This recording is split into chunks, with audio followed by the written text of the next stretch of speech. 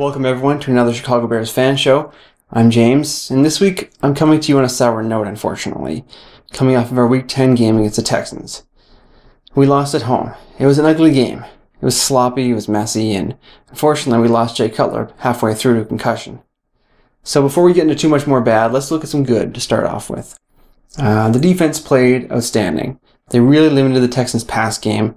Arian Foster only got 3.5 yards per carry on the ground. And they managed to get a couple more turnovers this game. Great job by Jennings in getting a couple of interceptions. Brandon Marshall is also positive for the Bears. He's playing at a very high level right now. And in spite of the fact that a lot of teams know the ball's coming his way, he continues to make some really outstanding catches. Finally, the offensive line was a really surprising positive this game.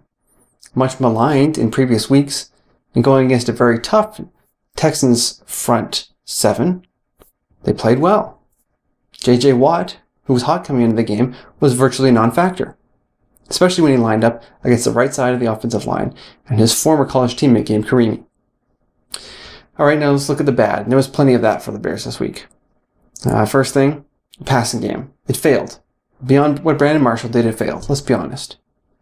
The run game couldn't get enough going either. It was, at times in the game, pretty useless. Forte couldn't get enough yards when it mattered. And the one time Michael Bush had a real positive impact, he promptly fumbled it away. And that brings me to the other major negative of this game, turnovers. Turnovers aren't supposed to be a real problem for our team. We generally don't turn the ball over that much, but this game was atrocious. We gave it up a ton, especially in the first half. So, if they don't improve that side of the game, the turnover ratio, get it back positive in their favor, they're going to keep having trouble against teams like the Texans and San Francisco 49ers this week, who play very well defensively and are very opportunistic. In my next couple videos, I'm going to look first at the hit that happened on Jay Cutler that caused him to leave the game and be questionable for the upcoming game. But in my very next video, I'm going to break down the Bears receiving core and talk about some of the pluses and minuses right now and really where it stands. Bear down.